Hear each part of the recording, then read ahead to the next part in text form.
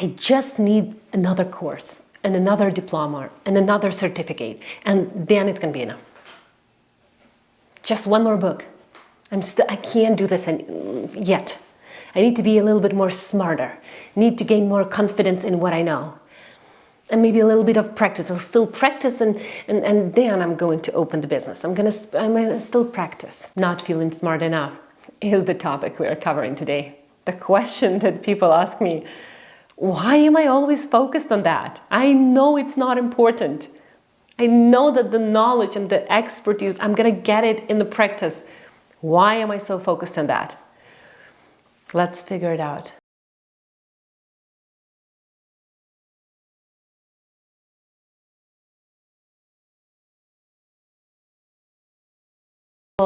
Welcome back to my channel.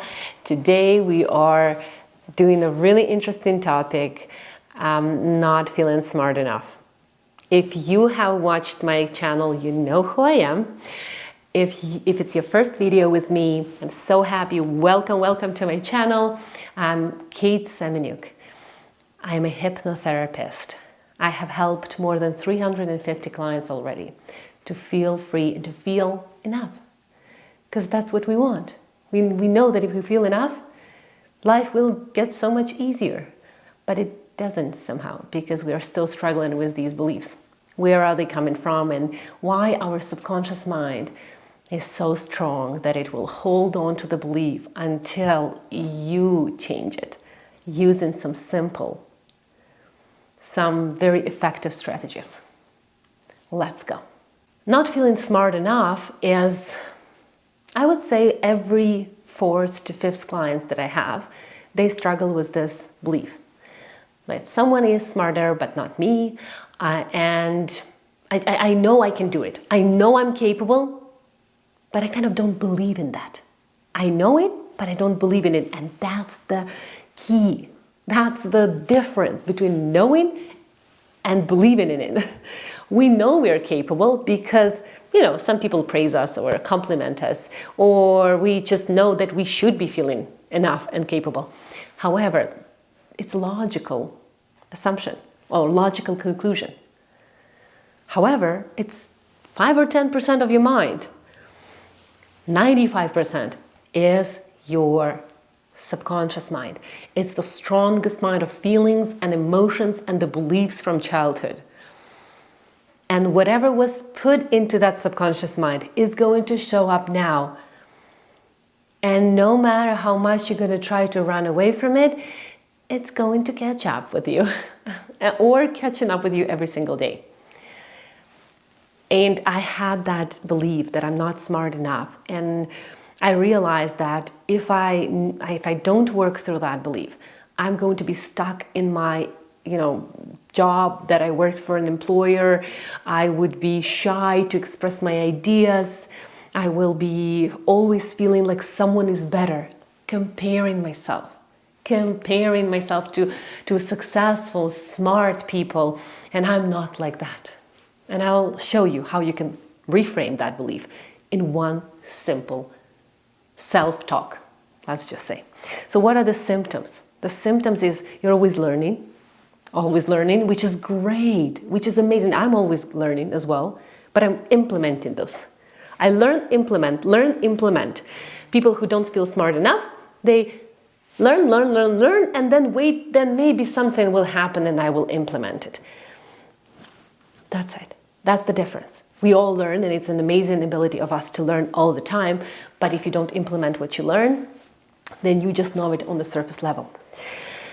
Feeling inadequate in conversations. Often I find people coming to me and telling me that I just want to, communicate like I'm equal to them. Like I want to communicate like I have a word in this world. Like I have like everything I say makes perfect sense, that people understand me and hear me and support me. How can they hear, support, and understand you if you don't hear, support, and understand yourself? When we don't really feel like, yes, I communicate clearly. My views matter. My opinions matter. I don't have to really prove it. I can just express it. It's my opinions, whether someone likes it or not. They're smart for me. They're good for me at this point of my life. And maybe tomorrow it will change. So feeling inadequate in conversation can be overcome by really embracing that you are smart in your own unique way. Doubt in yourself. So doubt in yourself is when you hear someone speaking in complex sentences, words, statements, they're using technical words, they are communicating, and you feel, I can't do that, I can't support that conversation. Like I don't even know what they're talking about. Remember, people who are talking in a very complex, difficult sentences with the people who are not in that industry, for example, or who are not really interested in those complex technical words, it's not a communication, it's a lack of communication skills. Communication is when it's easy, it's organic, it's natural. You communicate, you're like on equal positions, no matter who knows what. People who have excellent communication skill, they can talk to anyone. People who are talking in a complex, they are actually hiding that they don't have social skills. People who are talking to you in very complex, sometimes we have partners who maybe talking to us in this very difficult to understand, trying to really control and manipulate us. That happens. I had clients like that. Who says that my partner is so smart, I never could really respond to him. Nothing. I really cannot even tell him anything, because when he starts to talk to me in this, I freeze, right? Another symptom that I'm not smart enough is usually we are shying away or avoiding the conversations, or we are easily taking the side of those people. For example, if we have our own opinion and we don't agree, we're still gonna say yes, because they are smarter, they know better, right? Why not? That's what happens. Subconscious mind will try to adapt and survive, and if you survived by pleasing or going with whatever they decide, the smarter people decided, then you will find yourself very lost. In the end, you will find, this is not what I want. And that decision actually is not my decision. And that opinion is not my opinion. So we will be able, usually that belief, I'm not smart enough, stands in your life, stands between I want to and I do it. So we want a lot of things. But as soon as that, I'm not smart enough, I don't do it. So remember, the best result you get if I want to, I do it. I implement it, or I make it happen. But that belief, I'm not smart enough, is between. And you might be very even successful. You might be very smart. You actually can be very smart intellectually. And you might not feel enough. Because this belief has nothing to do with the knowledge you have. There's nothing to do with the knowledge you have. So the roots of that belief, I'm not smart enough, could be very smart parents. Smart parents who really decided that you need to be very smart. You need to have an education, which is great, amazing.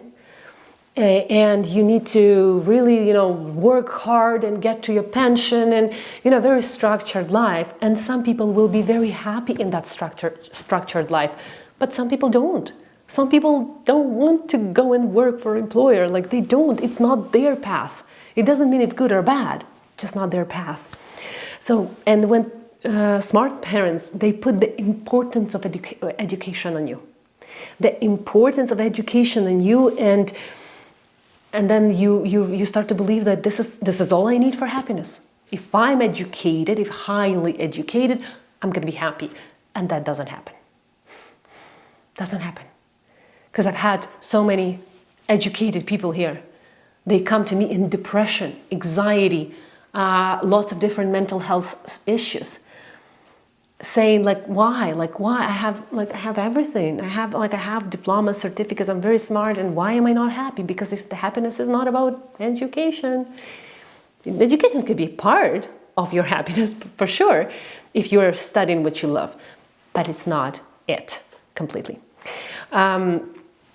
Not the education is important, but your desire to learn and explore new things. So education can be very structured, and also very limiting. And education can be beautiful, and very open and very transformative. It depends. What do you actually want? Do you want emotional intelligence or intellectual intelligence? What is important to you? Being able to regulate your emotions, to feel free, to feel calm, to feel relaxed, to feel like you can handle any conflict, to feel like you can stand up for yourself. Because people who don't feel smart enough, it's hard for them to stand up for themselves, especially in front of people who use the smartness against them. What is important to you?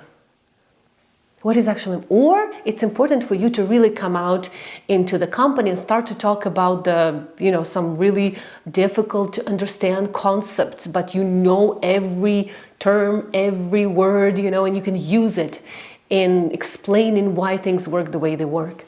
What is important for you? Or because when people we can act very smart, for example. I've seen people who use very, very technical words and there is no communication. It's me listening to them, trying to understand where is communication? It's like I am listening and I really don't understand those terms, but where is the communication? There's no communication. So usually people hide their social insecurities, shyness behind very, very the smartness. Emotional intelligence is something that is more deeper. It's your ability to use your emotion as guides, to also recognize your emotion and use them and heal them if needed, express them if needed in the most healthiest, beneficial way, not suppressing, not numbing. People who have very intellectually smart, they're very often suppressing everything that, all the emotional problems that they have. And what do you want for yourself? You want both? There will be a balance, because there is a force of balance in this universe. The universe will always balance. Remember, the one reframe that you can use, and we're going to get to the most important thing, is your knowledge is the combination of what you know and your personality. There is no knowledge like that in the world. Your knowledge, your expertise is the combination of your personality, your soft skills, right? And your hard skills. It's not just hard skills. So when you combine it, it becomes a unique tool. No one is like you. No one has a combination of knowledge that you have. No one has the experience you have. So you can use it to create something extraordinary. No one can create something like you. No one will be smarter or less smarter. No, you are you. Usually realize that the best way you can gain success is through people. You need to sell something? You need people. You need a job? You need people. You will need people in your life. And your success and your money is in people's hands. It's there. People are carrying your money if you want to, maybe bring something into the world or bring value into community, open a business, whatever. Your money is there, so you need to learn to communicate with those people. And people are drawn to your energy, not to your knowledge and to your diploma. No. They are drawn to your energy, of course, in the combination with what you know and how you can combine it. There is nothing else I can tell you that you can realize that you are already smart enough in your own way. What is the definition of smart? Where is enough? When it's going to be enough? Answer yourself that question. And again, you're going to say, well, I know, but I just can't do anything about it. You can. You can do something about it. You can work with your fears. You can work on your fears, on this limiting belief. It is a limiting belief that you've learned. You've learned, you can unlearn it. You will never be able to forget it, but you can unlearn it. Subconscious mind always remembers, never sleeps, never knows time. It remembers. And also subconscious mind will have these very strong neural pathways that are having these different connections. So for some people will be focused on obsessive compulsive disorder. They will try to control. Some people will focus on the fear of criticism, and some people will have depression. Well, whatever focus Our mind has it, we'll go there all the time. So with not being smart enough, it's comparing ourselves to someone who is smarter, being afraid of judgment and criticism, being afraid of not being enough. And working on these fears are going to resolve everything. Your communication, your career, your problems in a relationship, your problems with friends, in social situations, everything. Just the belief. We think that something happens to me and then I believe or think about something. No, you have a belief that I'm not smart enough, and everything around you is happening exactly to confirm that belief. That's it. Not the other way around. The other way around when you were a child. That's when it was like that. So the flipped system, right? When we are children, something happens, we start to form the belief. I'm not good enough, I'm not worthy, or I don't deserve, I'm nothing, whatever. I'm not good enough. But when you grow up, you already have that belief, and you just reflect it into your life. So if you have that belief not smart enough, you just work it in the subconscious mind. Choose the faster method to work with the limiting beliefs than just working with your logic and with your critical thinking. It's beautiful, it's going to help, but you don't want to spend years reframing and changing your beliefs. Why? Why would you spend years of your life? If you can spend a couple of hours, maybe some consistency of 10 minutes a day or 5 minutes a day of doing something, and it can change it in 21 days or in 60 days or in 99 days. Doesn't matter, but it's not years. So, are you ready? Are you ready to feel like you're already smart enough? If you're ready, you can absolutely contact me, or you can keep watching these videos and they will help you understand yourself better. There is nothing wrong with you. Bye. Be healthy emotionally and physically.